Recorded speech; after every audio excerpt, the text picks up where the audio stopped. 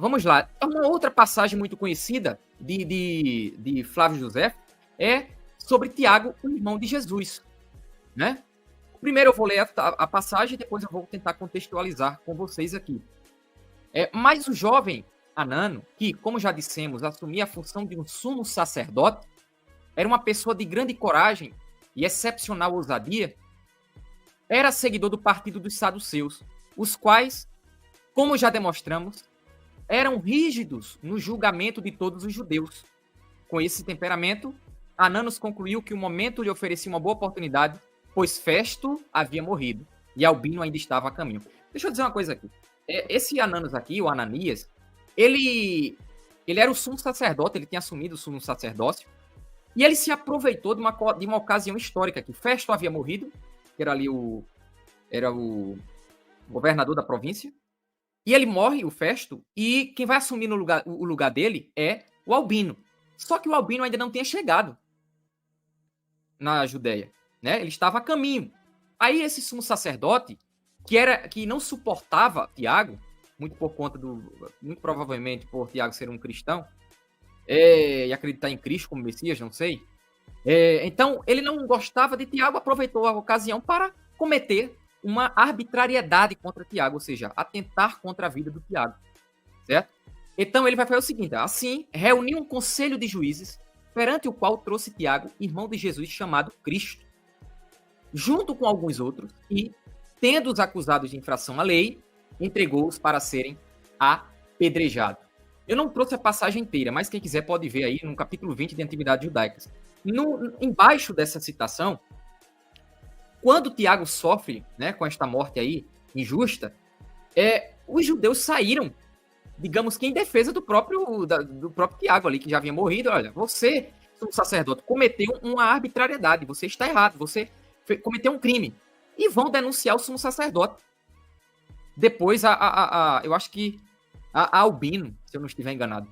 Então, os judeus ali se incomodaram, segundo Joséfo, com a morte injusta de Tiago.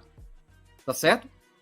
Então, olha, você cometeu uma arbitrariedade, você está errado. É nesse contexto aí, então, que a passagem, a citação Tiago, irmão de Jesus chamado Cristo, ela se insere aí em Flávio Joséfo. Tá certo? Agora vamos fazer algumas observações sobre essa passagem que nos mostram que esta passagem, ela tem uma coerência, tá certo? Interna, que faz crer que ela é autêntica. E outra coisa aqui, viu? Existe menos polêmica em torno dessa passagem do que o próprio testemunho flaviano. A maioria dos historiadores assumem que essa passagem ela é autêntica, tá bom? Então, vamos ver aqui as evidências que nos mostram que existe sim razão para crermos na autenticidade desta passagem. Primeiro, ela se encaixa bem com o contexto, certo? Ela se encaixa bem com o contexto. Não existe aquele argumento de dizer, não, ela surge ali do nada, de repente. Não, ela está dentro de um contexto, da morte de Tiago, e aí ele cita Tiago, irmão de Jesus, né, chamado Cristo. 2, ele usa a expressão irmão de Jesus, que é bastante incomum na literatura cristã. Note, o que está ali no testemunho é Tiago, irmão de Jesus. Ora, a expressão irmão de Jesus, ela não é comum entre cristãos, na literatura cristã. O mais comum é Tiago, irmão do Senhor. Tiago, irmão do Salvador. Você não vai ver a expressão Tiago, irmão de Jesus em canto nenhum do Novo Testamento. Mas irmão do Senhor, irmão do Salvador, você vê isso em Paulo, por exemplo. Eu acho que Paulo fala isso, agora, se eu não estiver enganado, é em Gálatas. Eu acho, mas eu não tenho certeza.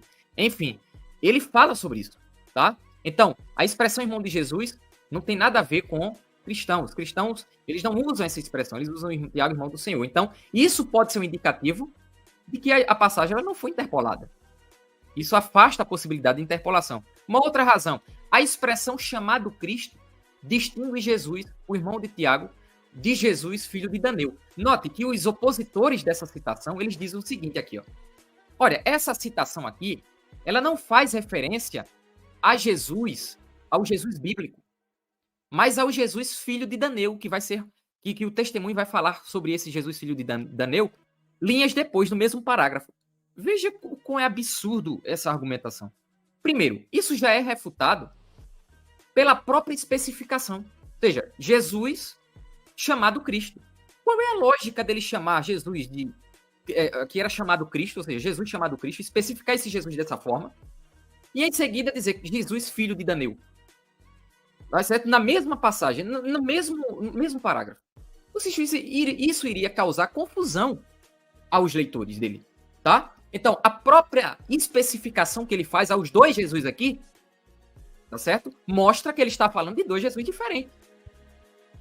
Certo? Então, é uma outra razão que a gente poderia falar aqui e que pode servir de base para autenticar ainda mais o testemunho aqui envolvendo a passagem de Tiago.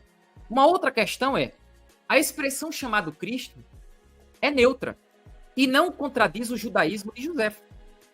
Apenas mostra como Jesus era chamado pelos seus seguidores. José não disse que ele era o Cristo, mas que chamavam Jesus de Cristo. Portanto, isso não contradiz o seu judaísmo, o que também afasta a ideia de interpolação cristã. Então, nada nesse testemunho indica interpolação cristã nenhuma, certo? Nenhuma. Então, o Jesus aqui é o Jesus bíblico chamado Cristo, tá certo? Não tem nada a ver com Jesus filho de Daneu, pela própria especificação que faz no mesmo parágrafo ali. Ou seja, ele especifica que Jesus é aquele. Ele especifica que Jesus é aquele ali, o irmão de Tiago, que é o chamado Cristo. E depois ele fala de outro Jesus, que é filho de Daneu, que inclusive vai ser sacerdote depois. Certo? Como sacerdote, esse Jesus filho de Daneu aí. Então essas são as 4 razões que a gente poderia apresentar que nos mostram que essa passagem ela é autêntica. Sim, existe uma refutação que os céticos fazem. Ele diz o seguinte, olha, esse Tiago aqui ele não pode ser o Tiago bíblico. Porque aqui no testemunho de Flávio José é dito que esse Tiago, ele foi, de algum modo, defendido pelos judeus. Os judeus gostavam dele, mas isso não se harmoniza com o testemunho dos evangelhos não, de Atos dos Apóstolos, por exemplo, ou da origem do cristianismo, que fala que os cristãos eram perseguidos pelos judeus. Então, parece-me que é outro Tiago aqui. Mas note que isso não faz o menor sentido. Isso é uma incompreensão histórica absurda. Porque isso, inclusive, isso é respondido por Atos capítulo 21. Se você for ler o testemunho de Atos capítulo 21, eu não vou ler todo aqui, mas quem quiser pode ler em casa depois com mais calma, tranquilo aí, você vai ver que está ali sendo relatado que Paulo foi para Jerusalém, ele voltou para Jerusalém, e ele visita Tiago. Aí Paulo diz a ele, olha, Paulo vai contar a ele sobre as grandezas que Deus tinha operado entre os gentios, né? Aí Tiago, ele fica muito alegre com isso. Oh, que bom, graças a Deus e tudo mais. Só que tem um problema, Paulo. Tem uns judeus aí que estão dizendo que você está sugerindo que os judeus não precisam mais guardar certos aspectos da lei, como, por exemplo, a circuncisão e tudo mais, e que isso pode ter um problema para você, porque eles estão furiosos com isso, certo? Então, Paulo, em seguida, não vou contar tudo aqui, o relato inteiro, mas Paulo, quando ele vai para o templo, os judeus da Ásia que estavam ali na região de Jerusalém, eles incitam os judeus cristãos que estavam ali para ir lá no templo e dizer, olha, Paulo está ali, vamos tirar ele debaixo do cacete lá do templo. Então, note que Paulo vai ser agredido ali, certo? Ele vai estar no templo, vai ser arrastado para fora do templo, vai ser agredido, ele vai ser ferido, é o que o testemunho fala. Mas note que sobre Tiago não é dito nada disso. Ninguém vai tirar Tiago da casa dele arrastando pelos cabelos ou algo do tipo. Então, o próprio testemunho bíblico, neotestamentário, mais precisamente em Atos, mostra que, de algum modo, Tiago nutria alguma simpatia entre os judeus. E por quê? É por isso que ele é chamado Tiago Justo, né? E, inclusive, e por que ele nutria essa simpatia entre os judeus? Porque Tiago ainda estava preso ao conservadorismo da lei. Ou seja, ele dizia o seguinte, olha, a gente precisa ainda guardar certos aspectos cerimoniais da lei, como, por exemplo, a circuncisão, por exemplo. Paulo vai dizer o contrário, né, em Gálatas. Paulo vai dizer o seguinte, não, isso aí não é preciso, a gente vai chamar o sacrifício de Cristo como um sacrifício em vão, insuficiente, certo? Não é preciso guardar esses aspectos da lei, porque Cristo já cumpriu ela em nosso lugar.